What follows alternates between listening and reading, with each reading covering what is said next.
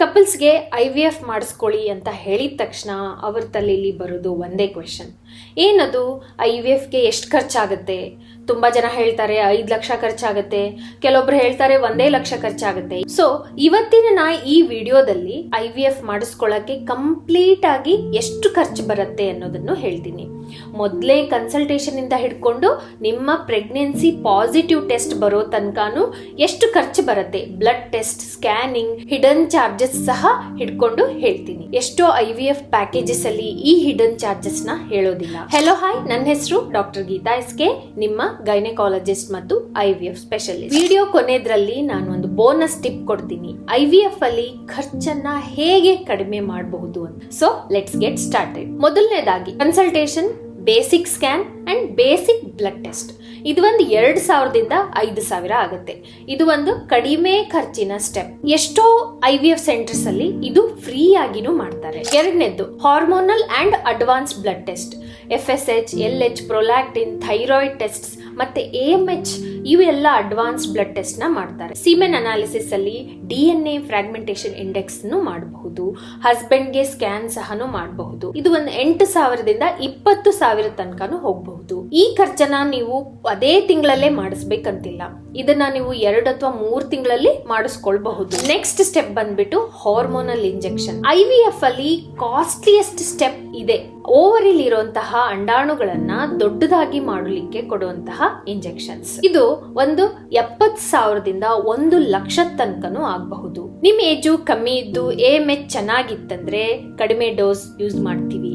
ನಿಮ್ ಏಜು ಜಾಸ್ತಿ ಇದ್ದು AMH ಕಮ್ಮಿ ಇತ್ತಂದ್ರೆ ಜಾಸ್ತಿ ಡೋಸ್ ನ ಯೂಸ್ ಮಾಡ್ತೀವಿ. ಎಷ್ಟು ಜಾಸ್ತಿ ಡೋಸ್ ಯೂಸ್ ಮಾಡ್ತೀವಿ ಅಷ್ಟೇ ಖರ್ಚು ಬರುತ್ತೆ. ಬ್ರ್ಯಾಂಡ್ ಮೇಲೂ ಡಿಪೆಂಡ್ ಆಗುತ್ತೆ. ಇಂಡಿಯನ್ ಬ್ರ್ಯಾಂಡ್ಸ್ ಚೀಪ್ ಆಗುತ್ತೆ, ಫಾರಿನ್ ಬ್ರ್ಯಾಂಡ್ಸ್ ಕಾಸ್ಟ್ಲಿ ಆಗುತ್ತೆ. ಅದಕ್ಕೆ IVF ಸೆಂಟರ್ಸ್ 1 ಲಕ್ಷದಲ್ಲಿ 1.5 ಲಕ್ಷದಲ್ಲಿ IVF ಮಾಡ್ತಾರೆ ಅಂತಂದ್ರೆ ಅವರು ಮೋಸ್ಟ್ಲಿ ಇಂಡಿಯನ್ ಬ್ರ್ಯಾಂಡ್ಸ್ ನೇ ಯೂಸ್ ಮಾಡ್ತಿರ್ತಾರೆ. ಇನ್ನ 4ನೇ ಸ್ಟೆಪ್ ಮಾನಿಟರಿಂಗ್. ಈ ಇಂಜೆಕ್ಷನ್ಸ್ ನ ಕೊಡ್ತಿರ್ಬೇಕಾದ್ರೆ ನಾವು 2 ದಿನಕ್ಕೊಮ್ಮೆ ಸ್ಕ್ಯಾನಿಂಗ್ ಮಾಡ್ತೀವಿ, ಮತ್ತೆ ಬೇಕಾದಲ್ಲಿ ಬ್ಲಡ್ ಟೆಸ್ಟ್ ಮಾಡ್ತೀವಿ ಅಂಡ್ ಟ್ರಿಗರ್ ಅನ್ನುವಂತಹ ಒಂದು ಇಂಜೆಕ್ಷನ್ ಕೊಡ್ತೀವಿ. ಎಷ್ಟೋ ಪ್ಯಾಕೇಜಸ್ ಅಲ್ಲಿ ಇದನ್ನ ಇನ್ಕ್ಲೂಡ್ ಮಾಡಿರಲ್ಲ. ಪ್ರತಿಯೊಂದು ಸ್ಕ್ಯಾನ್ಗೂ 1,000ದಿಂದ 1,500 ಆಗುತ್ತೆ, ಮತ್ತೆ ಬ್ಲಡ್ ಟೆಸ್ಟ್ 2,000ದಿಂದ 5,000 ಆಗುತ್ತೆ ಅಂಡ್ ಟ್ರಿಗರ್ ಇಂಜೆಕ್ಷನ್ 5,000 ತನಕನೂ ಹೋಗಬಹುದು. ಓವರ್ ಆಲ್ ಮಾನಿಟರಿಂಗಿಗೆ ನೀವು 10ರಿಂದ 15,000 ಇಟ್ಕೋಬಹುದು. ಇದು ಒಂದು ಹಿಡನ್ ಚಾರ್ಜ್. ಇದನ್ನ ಯಾವುದೇ ಪ್ಯಾಕೇಜಸ್ ಅಲ್ಲಿ ಮೆನ್ಷನ್ ಮಾಡಿರಲ್ಲ. ಸೊ ನೀವು ಪ್ಯಾಕೇಜ್ಗೆ ಸೈನ್ ಮಾಡೋದಕ್ಕಿಂತ ಮುಂಚೆ ಇದನ್ನ ಕೇಳ್ಕೊಳ್ಳಿ. ನೆಕ್ಸ್ಟ್ ಸ್ಟೆಪ್ ಬಂದ್ಬಿಟ್ಟು ಓವಮ್ ಪಿಕಪ್. ಈ ಎಗ್ಸ್ ಡೆವಲಪ್ ಆದ್ಮೇಲೆ ಅದನ್ನ ಹೊರಗಡೆ ತೆಗೆಯುವಂತಹ ಪ್ರೊಸೀಜರ್. ಇದು ಒಂದು 1 ಡೇ ಪ್ರೊಸೀಜರ್. ಬೆಳಗ್ಗೆ ಎಗ್ ಪಿಕಪ್ ನ ಮಾಡ್ಬಿಟ್ಟು ಸಾಯಂಕಾಲ ಡಿಸ್ಚಾರ್ಜ್ ಮಾಡ್ತಾರೆ. ಈ ಪ್ರೊಸೀಜರ್ ನ ಖರ್ಚು ನೀವು ಯಾವ ಸಿಟಿಲಿ ಇದೀರಿ ಅನ್ನೋದು ಡಿಸೈಡ್ ಆಗುತ್ತೆ. ಮೆಟ್ರೋ ಸಿಟೀಸ್ ಅಲ್ಲಿ 20-25,000 ತನಕ ಹೋಗುತ್ತೆ. Tier 2 ಸಿಟೀಸ್ ಅಲ್ಲಿ 10ರಿಂದ 15,000 ಆಗುತ್ತೆ. ಇದರಲ್ಲೂ ಒಂದು ಹಿಡನ್ ಕಾಸ್ಟ್ ಇದೆ. ಈ ಪ್ರೊಸೀಜರ್ಗೆ ಶಾರ್ಟ್ ಜನರಲ್ ಅನಸ್ತೇಷಿಯಾ ಕೊಡ್ತೀವಿ. ಅನಸ್ಥೆಟಿಸ್ಟ್ 2,000ದಿಂದ 5,000 ಚಾರ್ಜ್ ಮಾಡ್ತಾರೆ. ಪ್ಯಾಕೇಜ್ ಅಲ್ಲಿ ಸಹ ಇದು ಇನ್ಕ್ಲೂಡೆಡ್ ಇರೋದಿಲ್ಲ. ಸೊ ಪ್ರೊಸೀಜರ್ ಕಿನ್ನ ಮುಂಚೆನೆ ನೀವು ನಿಮ್ಮ ಡಾಕ್ಟರ್ ಹತ್ರ ಅನಸ್ಥೀಷಿಯಾ ಕಾಸ್ಟ್ ಏನು ಅನ್ನೋದನ್ನ ತಿಳ್ಕೊಳ್ಳಿ. ನೆಕ್ಸ್ಟ್ ಬಂದ್ಬಿಟ್ಟು ಲ್ಯಾಬ್ ಖರ್ಚು. ಒಂದ್ಸರ್ತಿ ನಾವು ಎಗ್ ಅನ್ನ ಹೊರಗಡೆ ತೆಗೆದ್ಮೇಲೆ ಅದು ಲ್ಯಾಬ್ ಅಲ್ಲಿ ಇರುತ್ತೆ. ಎಷ್ಟು ಎಗ್ ಬರುತ್ತೆ ಅದ್ರ ಮೇಲೆ ನಿಮ್ಮ ಖರ್ಚು ಡಿಪೆಂಡ್ ಆಗಿರುತ್ತೆ. ಜಾಸ್ತಿ ಎಗ್ಸ್ ಬಂದ್ರೆ ಜಾಸ್ತಿ ಫರ್ಟಿಲೈಸೇಷನ್ ಮಾಡಬೇಕು, ಸೊ ಜಾಸ್ತಿ ಖರ್ಚು ಬರುತ್ತೆ. ಕಡಿಮೆ ಎಗ್ಸ್ ಬಂದ್ರೆ ಕಡಿಮೆ ಫರ್ಟಿಲೈಸೇಷನ್ ಮಾಡಬೇಕು, ಕಡಿಮೆ ಖರ್ಚು. ಏನು ಫರ್ಟಿಲೈಸೇಷನ್ ಅಂದ್ರೆ ಈ ಎಗ್ ಒಳಗಡೆ ಇಂಜೆಕ್ಷನ್ ಮುಖಾಂತರ ಸ್ಪರ್ಮ್ ನ ನಾವು ಇಂಜೆಕ್ಟ್ ಮಾಡ್ತೀವಿ. ಸೊ ಇದಕ್ಕೆ ಇಕ್ಸಿ ಪ್ರೊಸೀಜರ್ ಅಂತೀವಿ. ಪ್ರತಿಯೊಂದು ಇಕ್ಸಿ ಪ್ರೊಸೀಜರ್ಗೂ ಕಾಸ್ಟ್ ಇರುತ್ತೆ. ಒಂದು ಇಕ್ಸಿಗೆ 5ರಿಂದ 10,000 ತಗೊಳ್ತಾರೆ.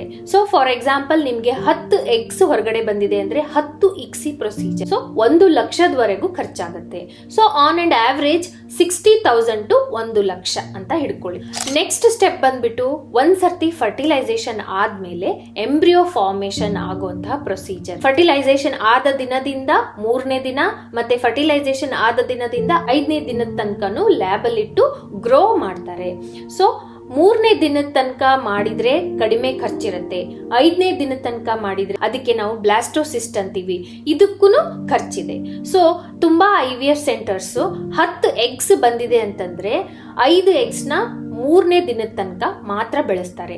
ಇನ್ನ 5 ಎಗ್ಸ್ ನ ಬ್ಲಾಸ್ಟೋಸಿಸ್ಟ್ ಆಗಿ ಕನ್ವರ್ಟ್ ಮಾಡ್ಲಿಕ್ಕೆ ಟ್ರೈ ಮಾಡ್ತಾರೆ. ಓವರ್ ಆಲ್ ನೀವು 15ರಿಂದ 25 ಸಾವಿರನ ಹಿಡ್ಕೊಳ್ಳಿ. ಇಲ್ಲಿ ಒಂದು ಗಮನಿಸಬೇಕಾದ ಒಂದು ವಿಷಯ ಏನಂದ್ರೆ, ನಿಮ್ಮ ಎಂಬ್ರಿಯೋ ಬ್ಲಾಸ್ಟೋಸಿಸ್ಟ್ ಆಯ್ತಂದ್ರೆ ಸಕ್ಸಸ್ ರೇಟ್ ಹೆಚ್ಚಿಗೆ ಆಗತ್ತೆ. ಸೊ ತುಂಬಾ ಜನ ಬ್ಲಾಸ್ಟೋಸಿಸ್ಟ್ ಗೆನೆ ಟ್ರೈ ಮಾಡ್ತಿರ್ತಾರೆ. ನೆಕ್ಸ್ಟ್ ಸ್ಟೆಪ್ ಬಂದ್ಬಿಟ್ಟು ನೆಕ್ಸ್ಟ್ ತಿಂಗಳಲ್ಲಿ ಎಂಬ್ರಿಯೋ ಟ್ರಾನ್ಸ್ಫರ್ ಮಾಡ್ತಾರೆ.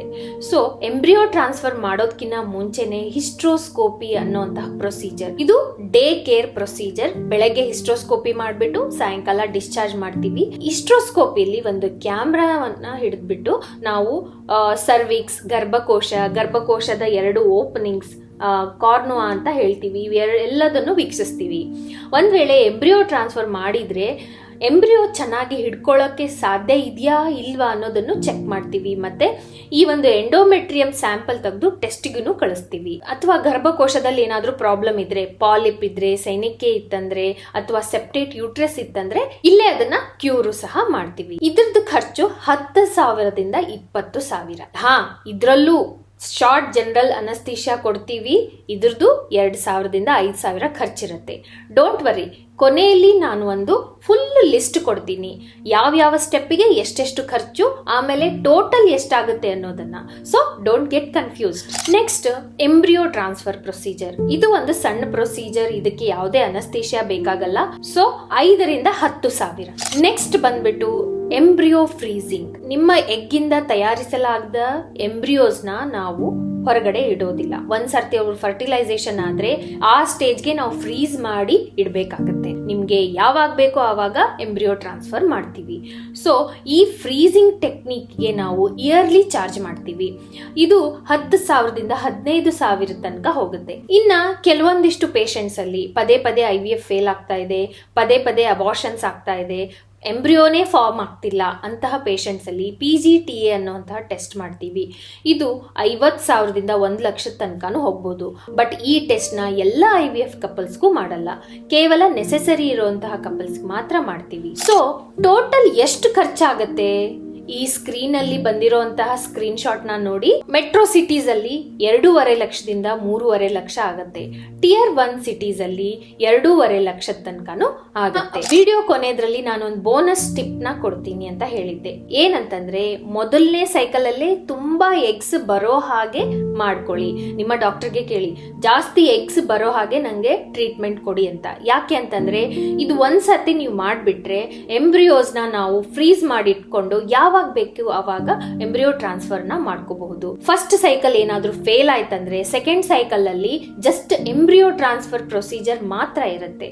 ಸೊ ಆ ಪ್ರೊಸೀಜರ್ ತುಂಬಾ ಕಡಿಮೆ ಖರ್ಚು, ಮತ್ತೆ 2ನೇ IVF ಅಂತಾನೆ ಹೇಳ್ತೀವಿ. IVF ಮಾಡಿದ್ಮೇಲೆ ಪಾಸಿಟಿವ್ ಬಂದ್ಮೇಲೆ ಫಸ್ಟ್ 3 ತಿಂಗಳು hormonal injection, blood thinning injections, tablets, ಪದೇ ಸ್ಕ್ಯಾನಿಂಗ್, ಇವೆಲ್ಲದನ್ನು ಸೇರಿಸಿ 30ರಿಂದ 35,000 ಖರ್ಚು ಬರುತ್ತೆ.